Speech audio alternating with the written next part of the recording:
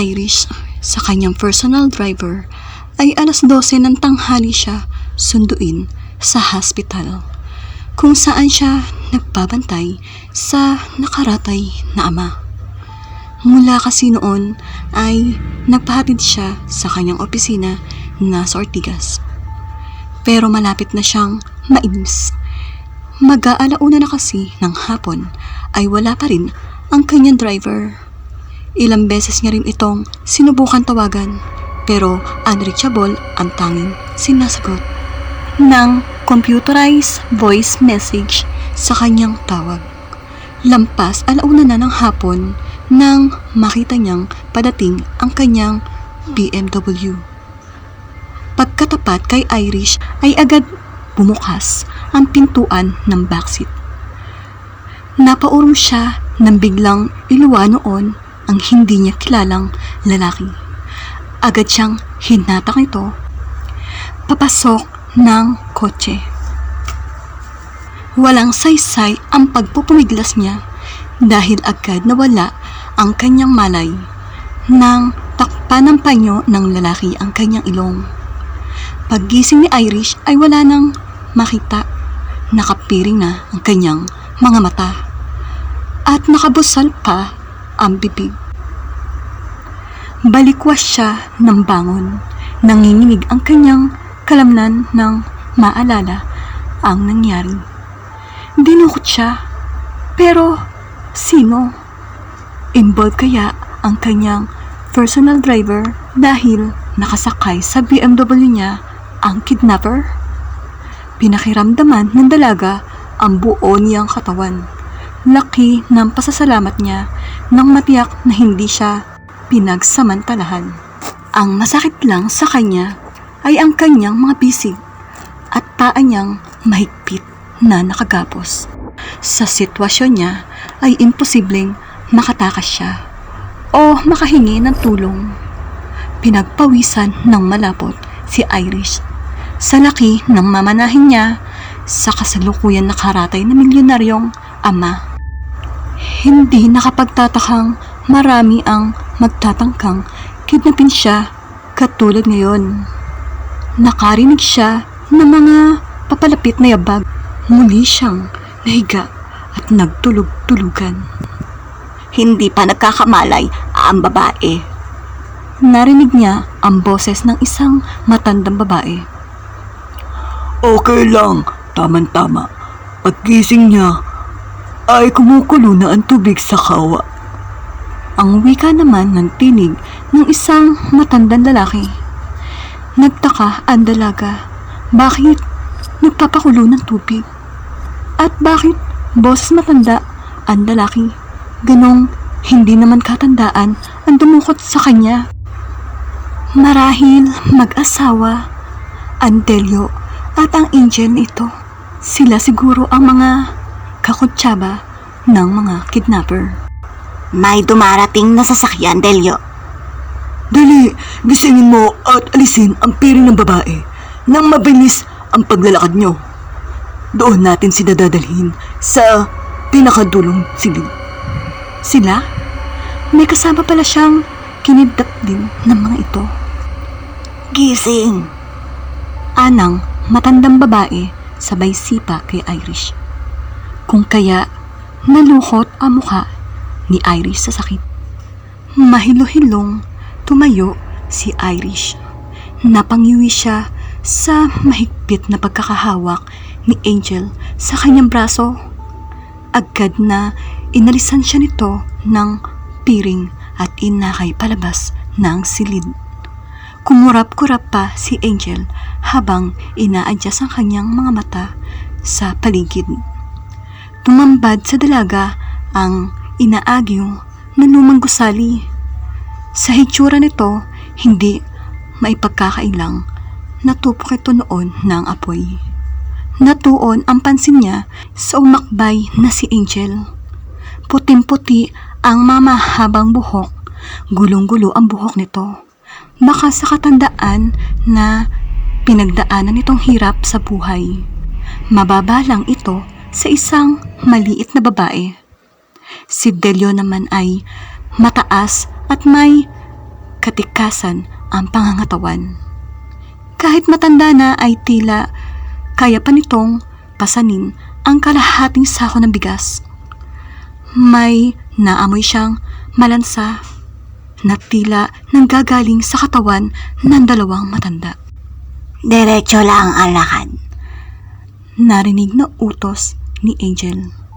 Huwag kang lingon ng lingon.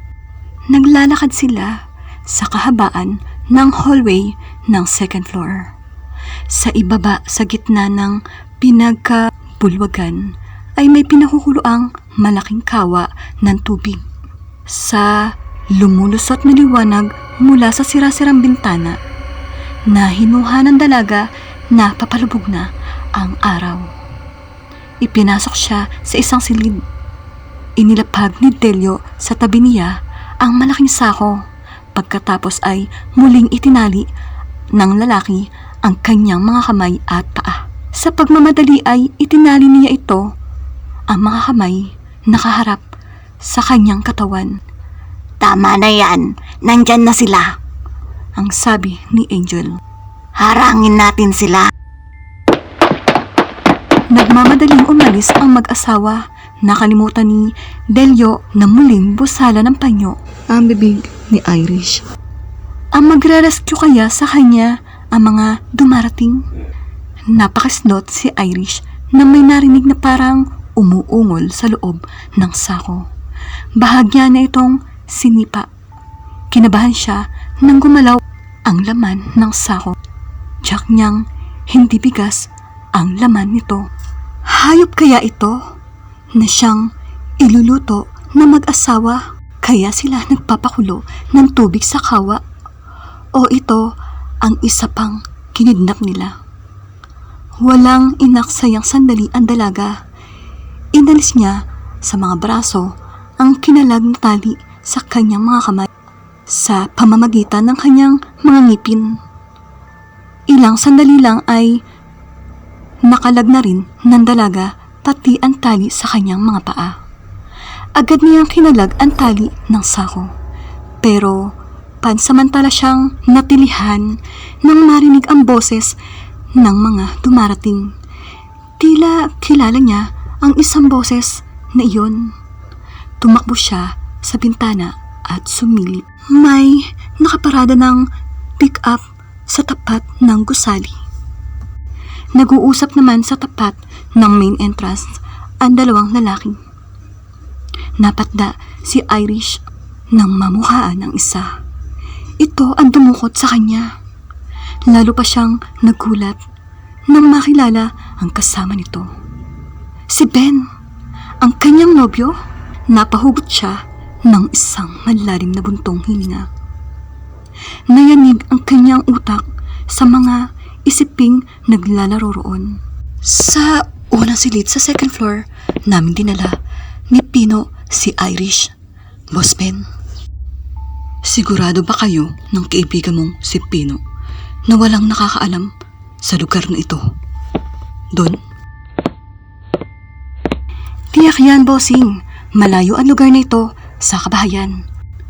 Wala na ring dumadayo rito simula nang matupok ito ng apoy. 20 years ago, dati raw itong pagawaan ng illegal na droga.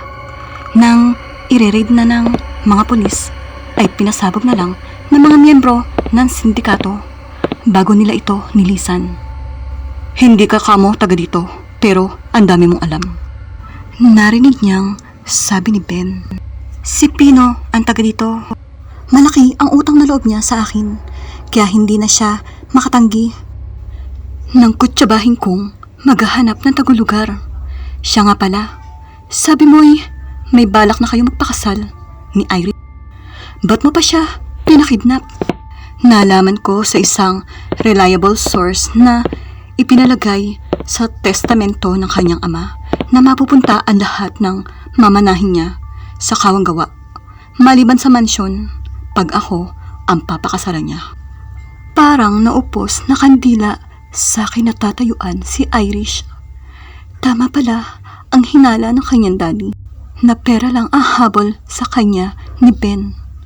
Kaya pala, ganoon na lamang ang paghadlang nito sa kanilang relasyon. Agad namang nakabawi ng paghihinagpis ang dalaga dahil hindi dapat pag-aksayahan ng luha ang sakim na tulad ni Ben. Dali-dali siyang lumabas ng silid. Kailangan niyang matakasan ang mga ito. Alam niyang magkakagulo dahil balak silang i-double cross ng mag-asawang Delio at Angel. Hinintay muna na makakiyat ng second floor si Ben bago siya patakbong sumalisi at bumaba ng hagdan. Malapit na sana siya sa main door nang bigla siyang dakmain ni Delio at kalad ka rin papasok sa isa pang silid. Hindi ko papayagang makawala ang tulad mong primerang klase. Pangising sambit ng matanda. Nangilabot ang dalaga sa nakikitang pagnanasa na tila nagbabagang mga mata ng matandang lalaki. Naamoy pa niya ang nakakasulasok na hininga nito. Nang magtangka siyang manlaban, ay sinikmuraan siya ni Delio bago siya iniwan sa silid. Napasukan pa ni Angel na namimilipit sa sakit si Irish at hinang-hina dahil sa malakas na suntok ng matandang lalaki. Kumukulo na ang tubig, ineng. Makahulog ang ngiti ni Angel, tumakam-takam pa ito. Lumabas tuloy ang marurumit na mumulang ipin ng matandang babae. Napahumindig si Irish. Ngayon niya nakitaan ng kakaibang panganib ang babae. Dispatcha muna ni Delio ang naghahanap sa'yo bago ikaw. Wika nitong tumutulo pa ang laway sa pisngi ni Irish. Samantala, ang mahahabat matutulis na kuko ay bumabaon halos sa mga pisig ng dalaga. Sa sindak ay napatili si Irish. Mas pipiliin pa niya sina Ben kaysa sa mag-asawang ito na hindi niya tsak kung anong klaseng mga nilalang. Tumigil ka. Tinakpan ni Angel ang bibig ni Irish. Ubod lakas naman itong kinagat ng dalaga na milipit sa sakit ang matandang babae. Kasabay noon ay pumasok sa silid ang isa pang lalaking may sugat sa noo. Ito ang binalingan ni Angel. Nilundag ng matanda ang lalaki at sinikap na kagatin sa leeg. Nambuno ang dalawa.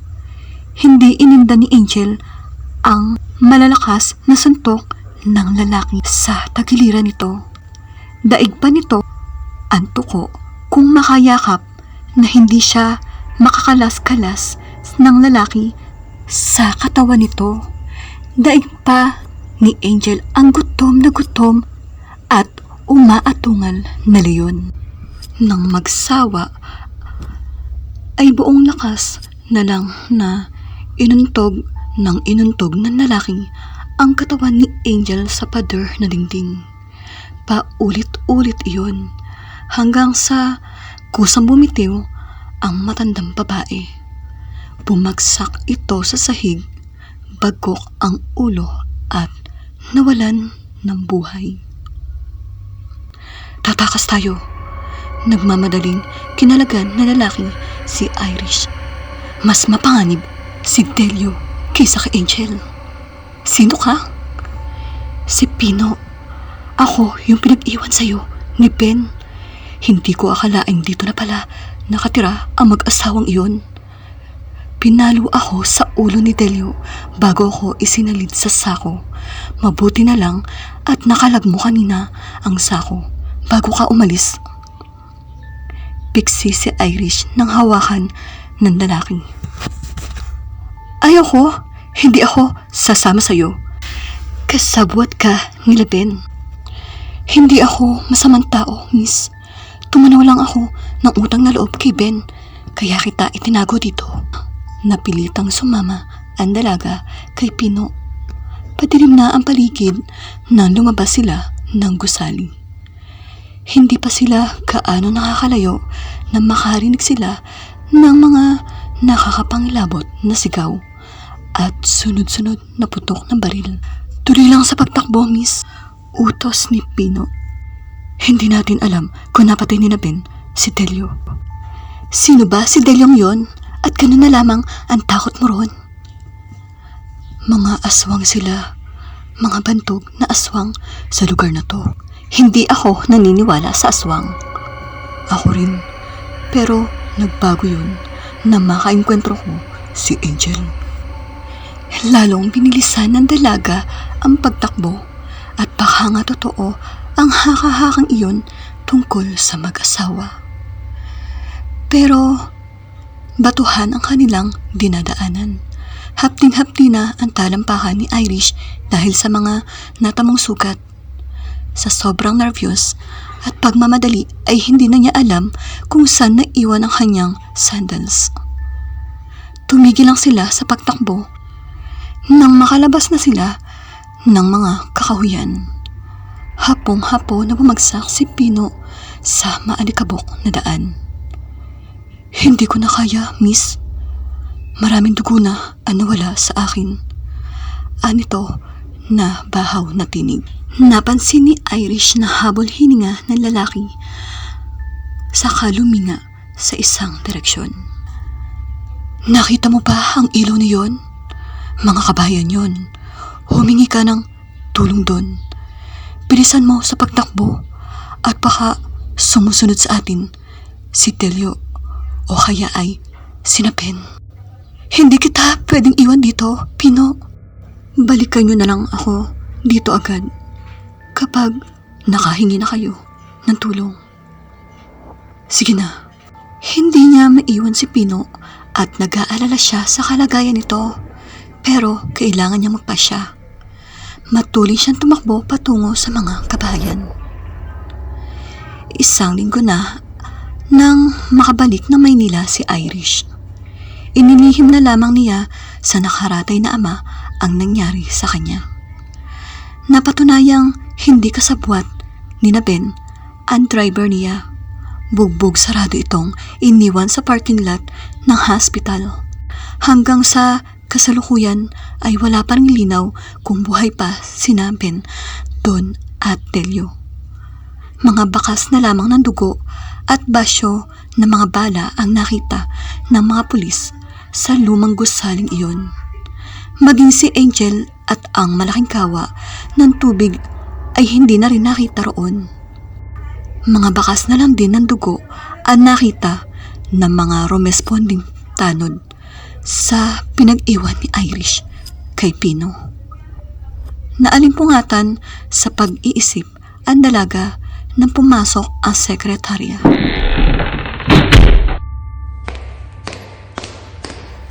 May isang lalaking dumating dito, ma'am. Ang pakiusap sa akin ay pakiabot ko raw ito sa iyo.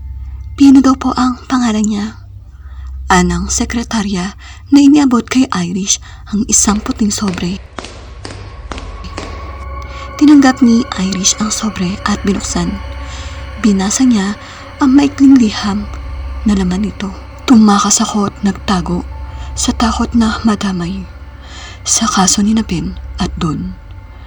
Pero nagulat ako at natuwa nang mabasa ko ang deklarasyon mo na ako ang nagligtas sa iyo mula sa kidnapper. Isang mahalagang aral ang natutunan ko mula sa iyo na ilagay sa tama ang pagtanaw ng utang na loob. Maraming salamat, miss. Napangiti ang dalaga, lalong gumaan ang kanyang pakiramdam dahil alam niya na buhay si Pino. Isang aral din ang natutunan niya sa mga nangyari, na dapat sumunod lagi sa payo ng mga nakatatanda dahil ito ay laging sa ikabubuti natin.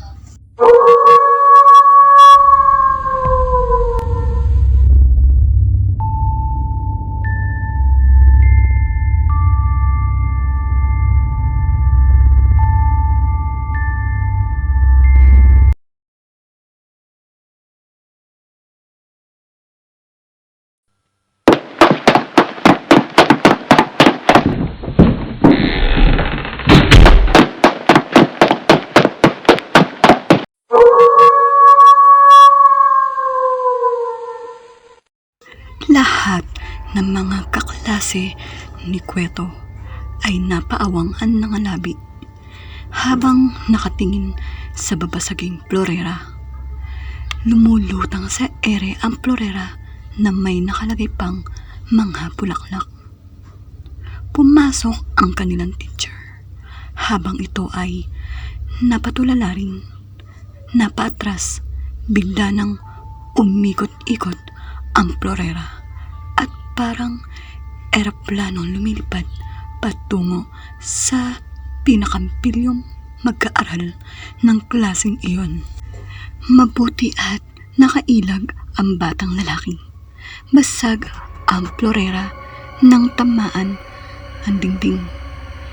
Iba-iba ang naging reaksyon ng mga kaklase ni Cueto. Ang iba ay nanatiling nakaupo, ngunit bakas sa mga mukha ang takot. Meron namang tumayo at nagsimula ng ngumoy-ngoy sa takot. Ang batang muntik nang matamaan ng florera ay patakbong yumakap sa guro. Nangangatal din ito sa takot. Ang nangyari ay hindi lingid kina Donna, ina ni Cueto. Agad kasi itong sinabihan ng kanilang guro. Personal na pumunta sa bahay ang guro at masinsinang kinausap ang babae.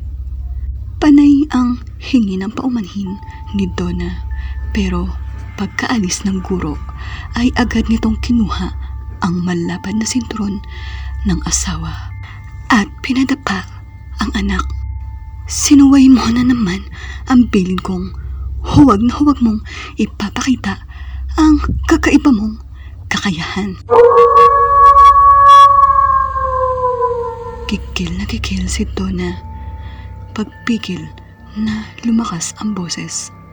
Impit lang na pag-iyak ang ginawa ni Cueto kahit napakasakit na ng puwet niya sa pagkakapalo ng ina. Tama na, Donna.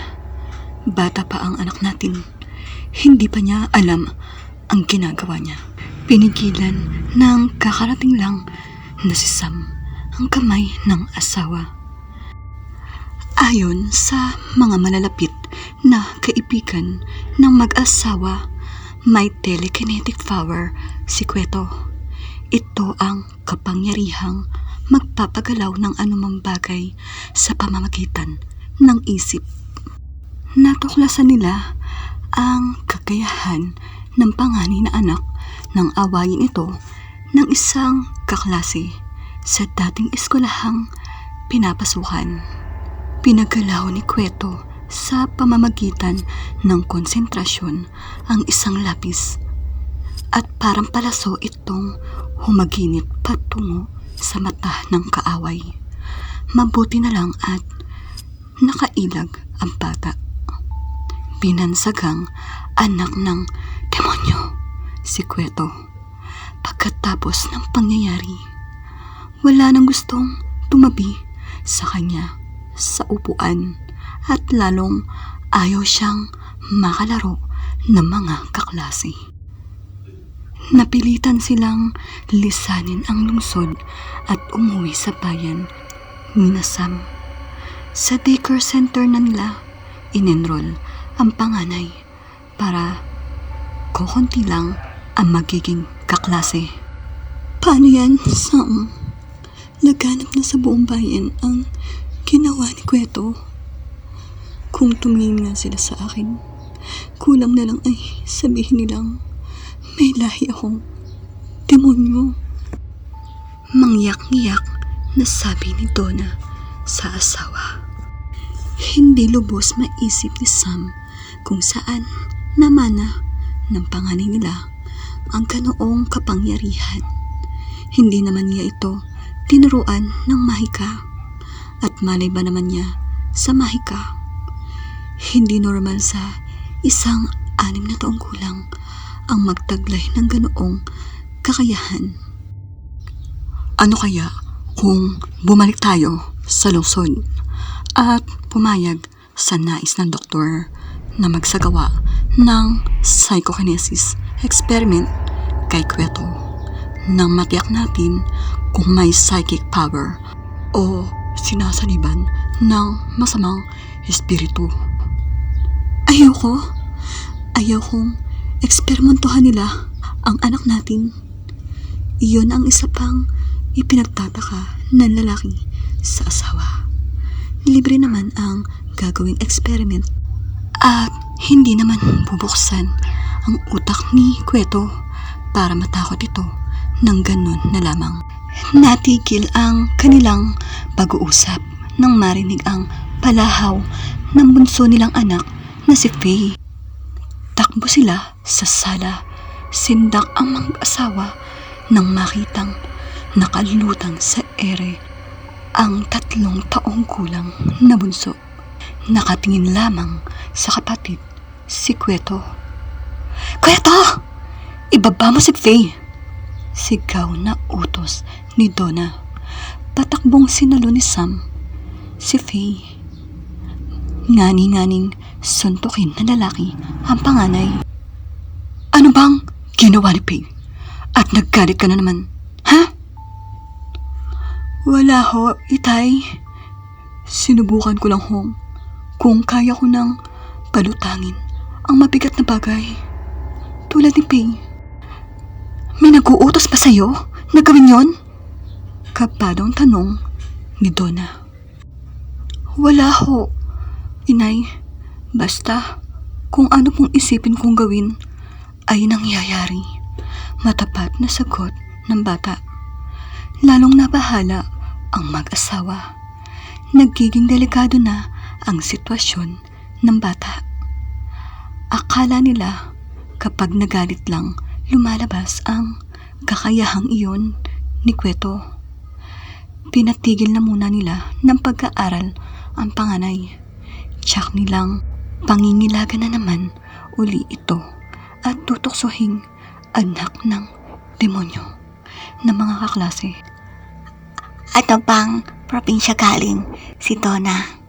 Baka kasi may lahing aswang o engkanto yang napang-asawa mo, anak. Hayagan ng nagtanong ang ina kay Sam. Ayan din ang nasa isip ko. Dugtong naman ng ama ni Sam. "Nay, tay, taal taga Manila House na, Donna. Puro professional po ang mga kamag-anakan. Kahit papaano, iginagaling din sila sa lugar nila." Kahit nasa kwarto siya, ay dinig pa rin ni Donna ang pag-uusap ng mag-anak. Hindi niya masisi ang mga biyanan kung paghinalaan ng mga ito ang kanyang pagkatao. Ngayon lang kasi nila nakita at nakasama ng mga ito. Sa isang call center company, nagkakilala sa trabaho si Sam noon. Bata pa lang siya ay ipinagkasundo na siya sa anak ng kaibigan ng kanyang mga magulang. Unti-unti na sana niya napag-aralang mahalin ang lalaki. Nang mag-cross ang landas nila ni Sam, agad silang nagkagustuhan at agad ding nagpakasal sa huwes. Wala nang nagawa ang kanyang mga magulang kundi tanggapin ang biglaang desisyon niya. Ang dating nobyo ay hindi na nagpakita sa kanya. Ang huling balita ay ng ibang bansa ito. Marahil hindi nito kinaya ang pagtalikod niya sa kanilang kasunduan. Respetado rin naman sa bayang iyon ang pamilya ni Sam. Ngunit pagkatapos lang ng nangyari sa daycare center ay pinangilagan na rin ang pamilya nito. "Itay! Inay!" Tuwang-tuwang pumasok sa kabahayan si Kweto. "May bago po akong laruan. Bigay po nung mama o." Ipinakita ni Kweto ang hawak na laruan. Kakaiba ang hugis. Para itong jet plane na walang pakpak.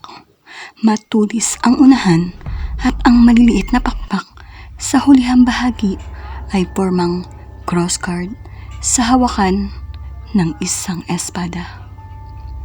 Sabay na napadungaw sa bintanang nakaharap sa kalsada ang mag-asawa.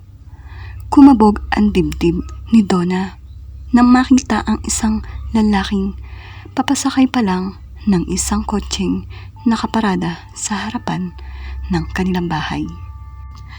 "Kilala mo ba ang lalaking yun?" tanong ni Sam sa asawa nang makalayo na ang sasakyan. "Ha? Hindi," paiwas na sagot ni Donna.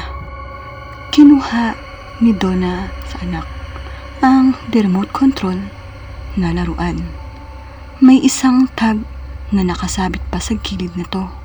Binasa niya ang nakasulat doon, "Advance 6th birthday, Kweto. From Hilarious." Namumutlang kinuha at nilamukos ni Donna ang tag at pinagpupunit-punit. "Sa uulitin, huwag na huwag ka nang tatanggap ng kahit anong regalo sa hindi mo kilala, ha?" Bulyaw niya sa mangyak-ngyak na si Kweto. Tuluyang napaiyak ang bata nang hindi na niya ibigay rito ang laruan. Itinago niya iyon sa loob ng kanilang cabinet. "Nagtataka ako, Sam. Bakit nakalabas kanina ng bahay si Kweto? Hindi naman niya abot ang double lock ng main door." Walang imposible sa isang telekinetic power. Tsak, pinagana na naman niya ang isip kanina. Tiimbagang nasagot ng lalaki. Natutop ni Donna ang mukha. Nababahala na siya sa palakas ng palakas na kapangyarihan ng anak. Lalo pang nadagdagan ang takot nang magpakitang muli ang lalaking nagbigay ng laruan kay Kweto. Alam kong kilala mo siya, Donna, sabi ni Sam na inoobserbahan ang lahat ng kanyang kilos. "Oo, siya si Hilario.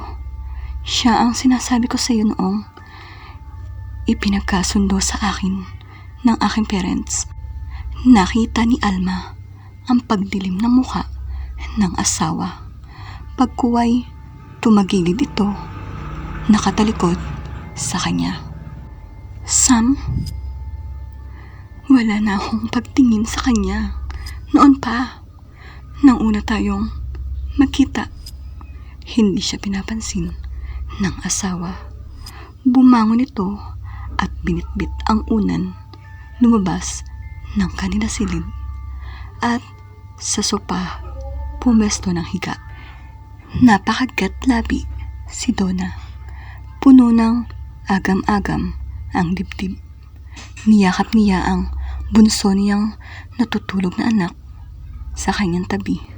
Pinahapyawan din niya ng tingin si Kweto sa kabilang kama na natutulog na rin. Kahit anong iwas niya ay tila nakatakdang masira ang kanilang pamilya. Ibig sumabog ng ulo ni Donna sa nakaambang problema. Nakatulugan niya ang pag-iisip na alimpungatan siya na marinig ang kalabugan at pagsigaw ni Sam sa sala. Sagsag siya sa labas nang nilabot nang makitang puro dugo ang mukha at braso ng asawa sa katatama ng matutulis na bahagi ng kakaibang laruan. Ito ang laruang regalo ni Hilarious kay Kweto. "Pigilan mo! Si Kweto!" Sigaw ni Sam sa kanya. Sakalang niya napansin ang panganay na nakatayo sa gitna ng sala. Malalim ang konsentrasyon nitong nakatingin sa lumilipad na laruan.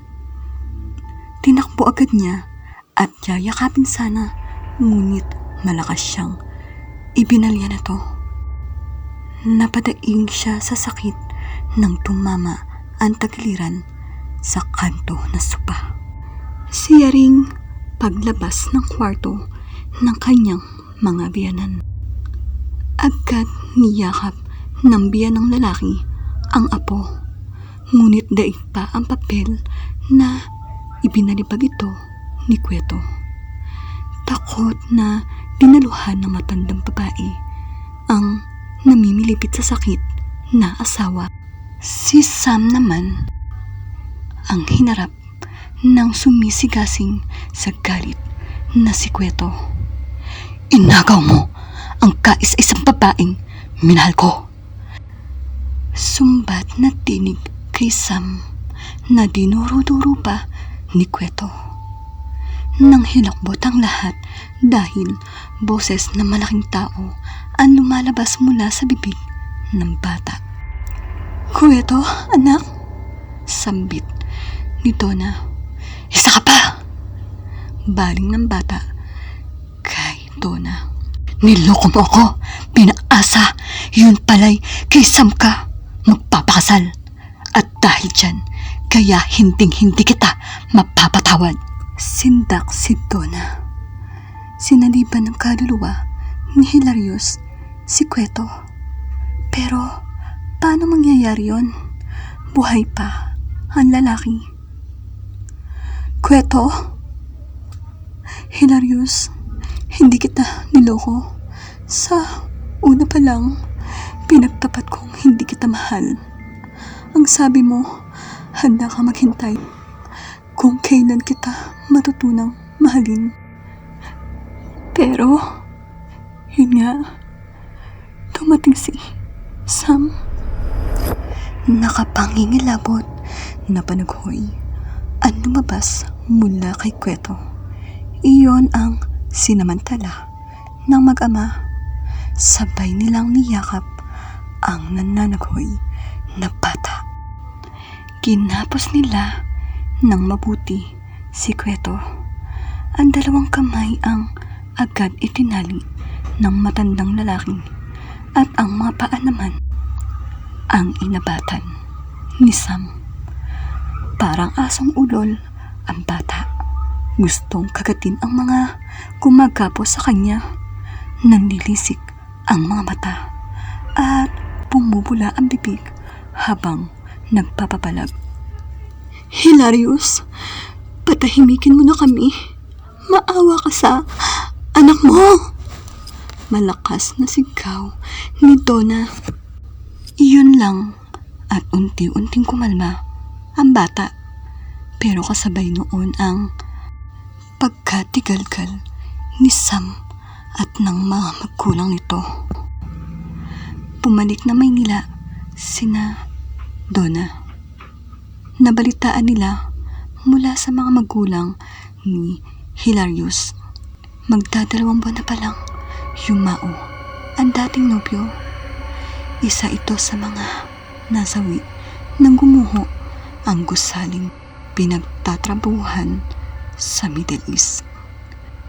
Noong kami pa, nabanggit niya sa akin na mag-e-enroll siya sa short course tungkol sa kung paano mapagkaroon ng telekinetic power. Pagbabalik tanaw ni Donna, dadalawang buwan na rin mula nang matuklasan natin ang kapangyarihan ni Kweto. Ibig sabihin, noon ding araw na yun, sumanib ang hindi matahimik na kaluluwa ni Hilario. Hindi ka ba talaga galit sa akin sa paglilihim ko sa'yo, Sam? May pag-aalala pa rin, sambit ni Donna.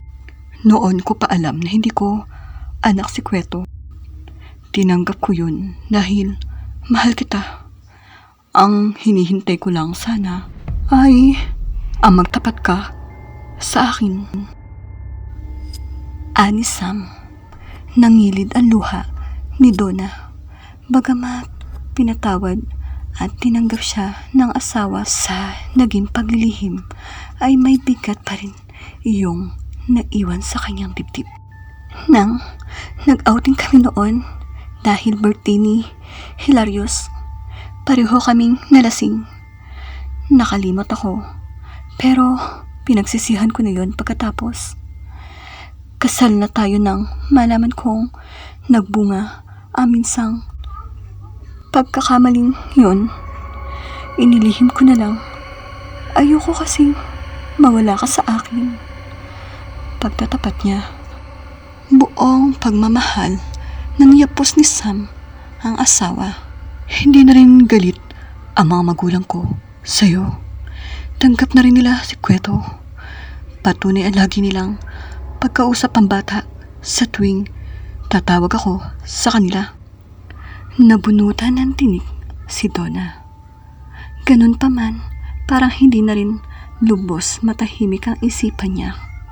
Iba kasi ang paniniwala niya na kapag namatay na ang isang tao, ay wala na itong kakayahang bumalik sa daigdig ng mga buhay. Kung meron mang magpaparamdam o magpapakita ng kahawig ng namatay, ito ay ang masamang espiritu. Napadaho ang paningin ni Donna sa kanilang lawn. Masayang naglalaro si Kweto at si Faye kasama ng mga magulang niya. Hinahabol ni Faye at ng lolo't lola nito ang laruang Jetlin na pinapalipad ni Kweto sa pamamagitan ng hawak na remote control. Ito ang laruang regalo ng matatanda sa ika-6 na kaarawan ni Kweto, kapalit ng nasirang regalo ng yumaong si Hilarious. Ang hindi alam ng lahat, nasa loob pa ng malaking kahon ng regalo ang 4 na bagong battery na nakaligtaang ilagay ni Sam sa hawak na remote control ni Kweto.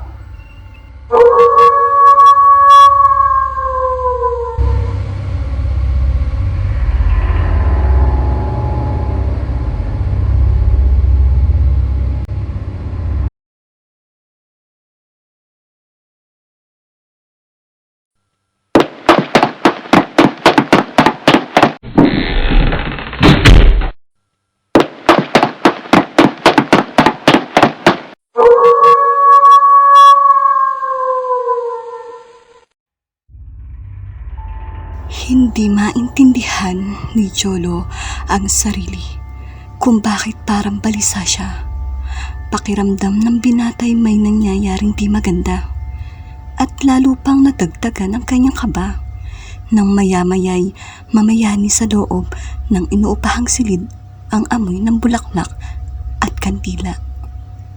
Sa kanilang probinsya'y may matatandang paniniwala hinggil sa ganoong premonition, kamatayan ng isang mahal sa buhay. Nag-sign of the cross si Jolo at sinabi sa sariling huwag naman sana. Kahit matatanda na ang kanyang mga magulang, ay ayaw pa niyang mawala ang mga ito. Gusto niyang may uuwian pa rin siya, ama't ina, tuwing ikalawa at katapusang Sabado ng bawat buwan. Accountant manager ng isang commercial beach resorts si Jolo. Stay in siya rito. May libreng kwarto rito ang bawat empleyado. Depende ang klase sa klase rin na posisyon. Noon lang nangyari na napuno ng halimuyak ng bulaklak ang kanyang quarter. Pero higit sa nakakapangilabot dahil nahaluan iyon ng amoy na kandila. Hindi siya matatakutin pero halos mapalundag siya nang biglang nagring ang kanyang telephone. Unregistered number ang caller. Hello? Yes? Sino to?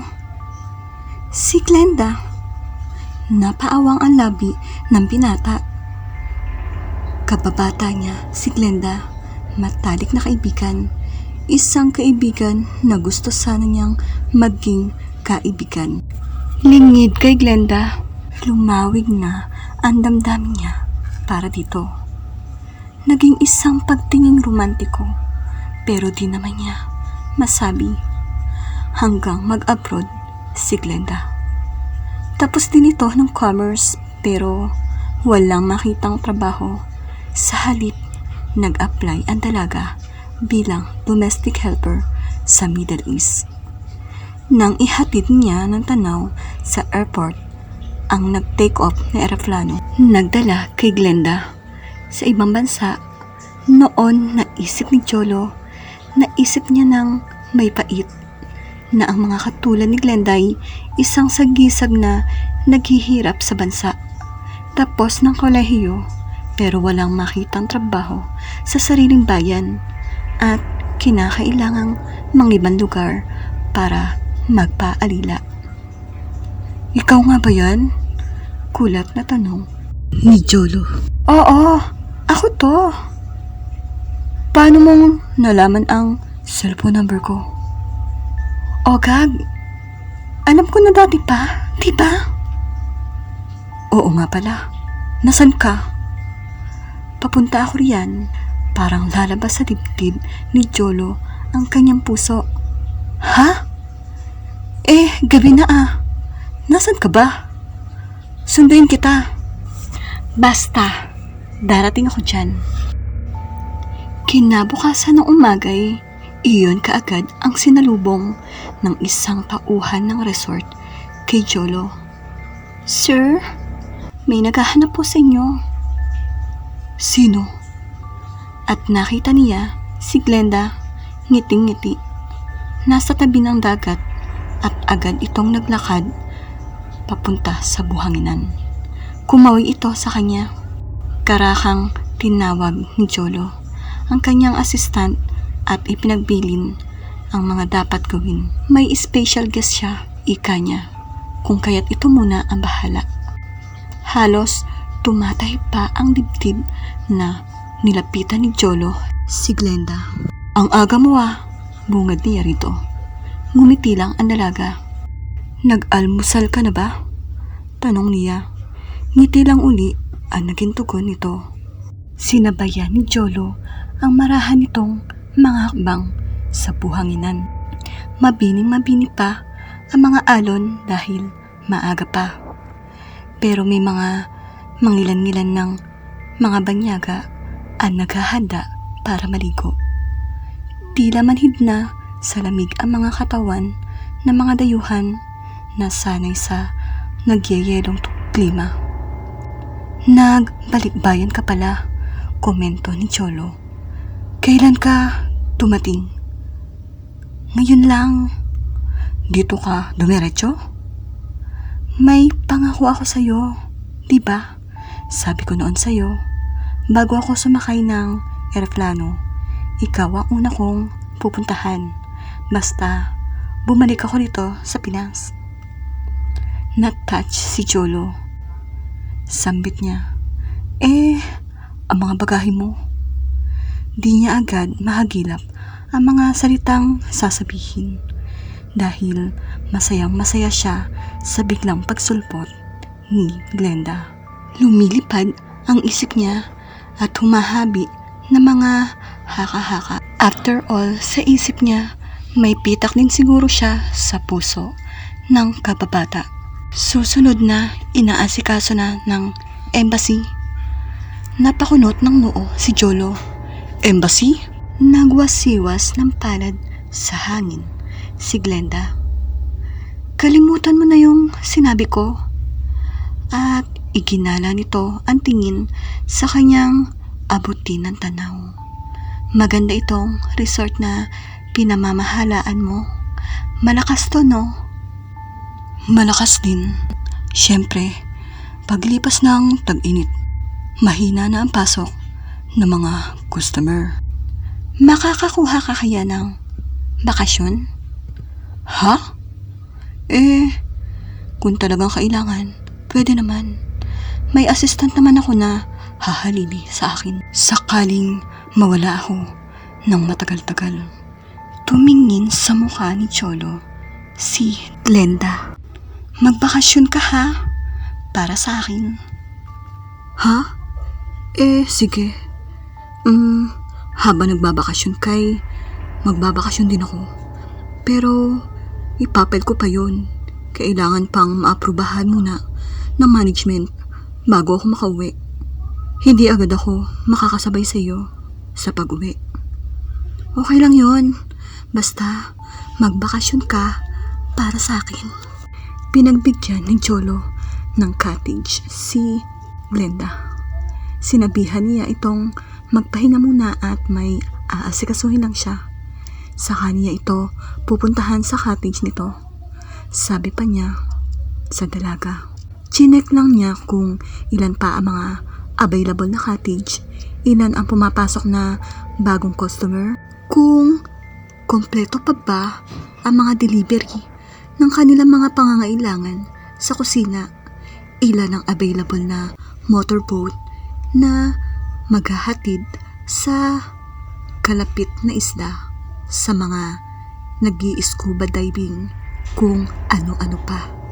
Sa bilis ng oras ay nagulat pa siya nang makitang mag-aalas 12 na ng tanghali. Nagpa-order siya ng special na lunch para kay Glenda at ipinadeliver iyon sa cottage nito.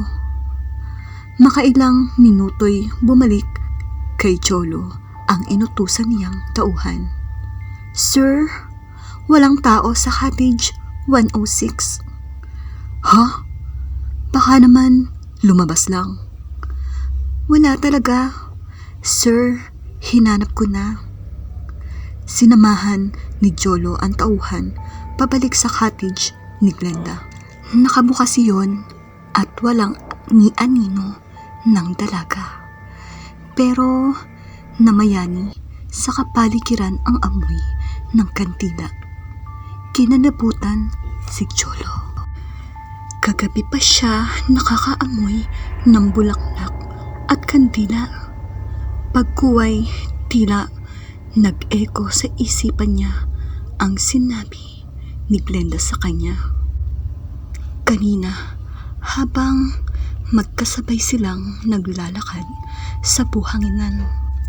Magbakasyon ka ha, para sa akin. Nang araw na yon, ay nagpile nga ng bakasyon si Cholo. 2 araw na nakaraan ay nagbiyahe siya pauwi. Aprobado ang 2 linggong bakasyon na hiningi niya sa management. Hindi mawala ang malakas na kabog ng kanyang dibdib. Gusto niyang mahanap ng paliwanag ang biglang pagsulpot ni Glenda sa beach resort at ang bigla rin itong pag-alis ng walang paalam. Nagmano si Cholo sa ama, yumakap at humalik sa kanyang ina. Pagkuway, tumanaw sa bahay na kababatang si Glenda. Ba't mukhang walang tao kina Aling Rose? Nay, ang ina ni Glenda ang tinutukoy niya. Napabugka ng hangin ang mag-asawa. Ay naku, himutok ng ina ni Cholo. Kawawa naman yang si Rose. May masamang nangyari sa kababata mo. Dumating ang balita ritong patay na raw si Glenda. Parang binayo ang dibdib ni Cholo. Ha? Tumalon daw sa kondominium ng amo. Ayuda ng kanyang itay. Pinagtangkaan sigurong gahasain at nang di pumayag ay itinulak ng amo. Dintek talaga ang mga Arabong yan. Naramdaman na lamang ni Cholo na kumikinig ang baba niya dahil sa umahong emosyon. Pagkuway, nag-init ang kanyang mga mata at kasunod na ang umaagos na luha.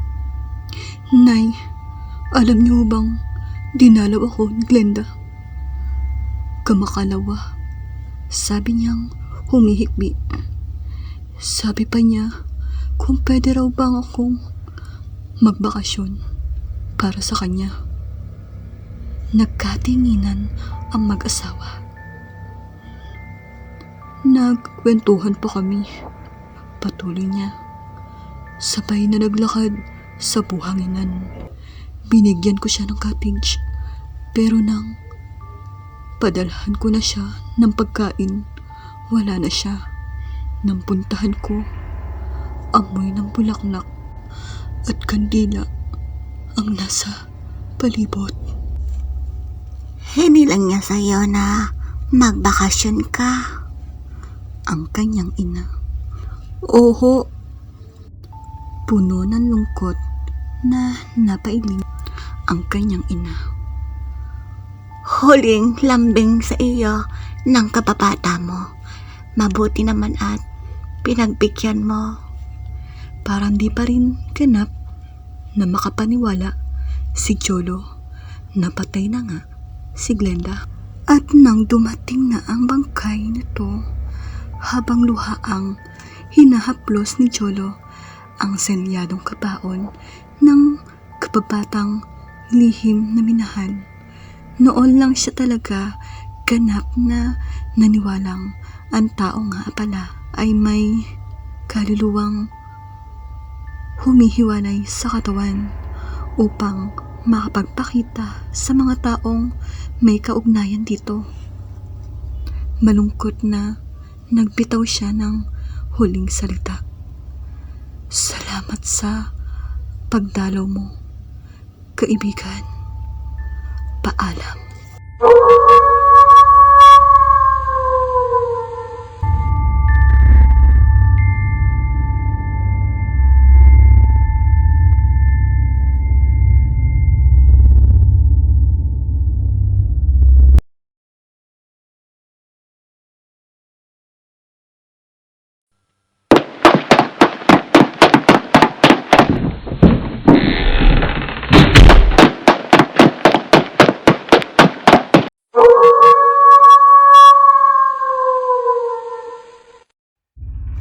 Bagong salta pa lang ako dito sa Manila noong maaksidente ang aking pinsan.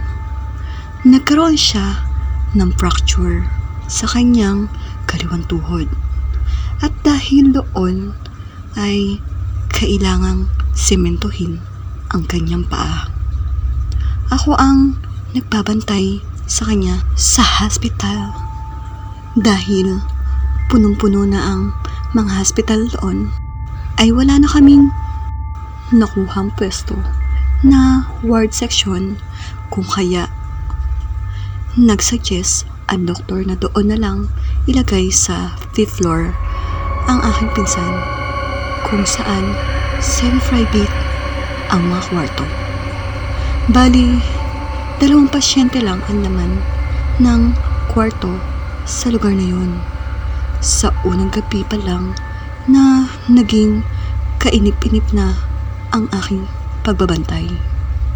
Napakadalang kasi ng tao sa 5th floor, hindi katulad sa ward section na marami ang nakakausap na mga tao na nagbabantay din sa kani-kanilang pasyente. Every 3 hours ay umiikot ang mga doktor at nurse sa lugar na yun.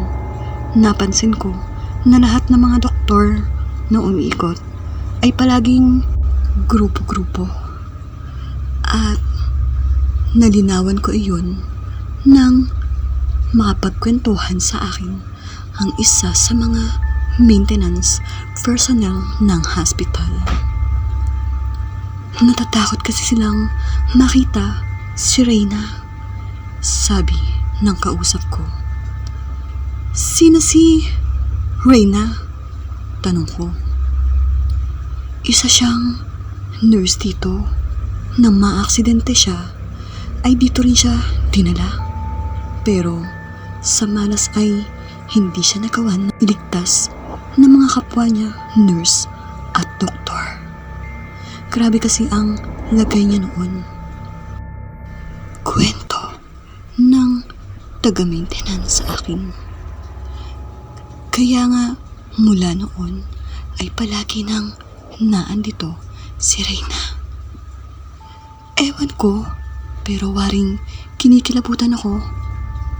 Ang buo kong katawan, nagsisituloy ako kung bakit naging mausisa ako.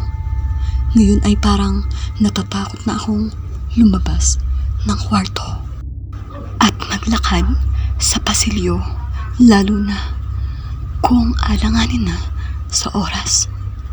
Ngayon ay palagi na akong nakatingin sa pintuan upang tingnan ko sino ang papasok doon, lalo na kapag 10 oras na ng gabi.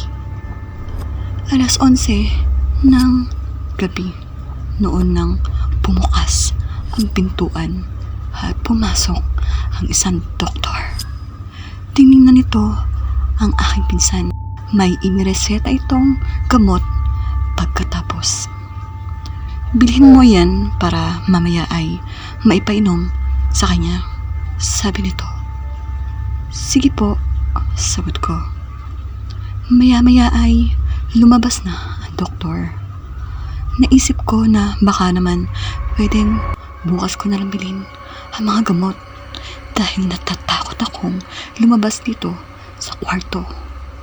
Naisip ko rin na makisabay sa doktor, kaya nga lang ay sa pagbalik tiyak na ako na lang din mag-isa. Pero maya-maya ay muling bumukas ang pintuan kung saan pumasok ang nurse at tinanong ako kung nabili ko na ba ang gamot. Natural, hindi pa. Pero kailangan na daw yun. Kaya naman napilitan akong lumabas ng kwarto nang makaalis ang nurse, kung saan naglakad ako sa pasilyo ng 5th floor. Mahaba na ang aking nalalakad nang makarating ako sa intersection ng pasilyo. Bagay na ikinalito ng aking isipan. Saan ako dadaan?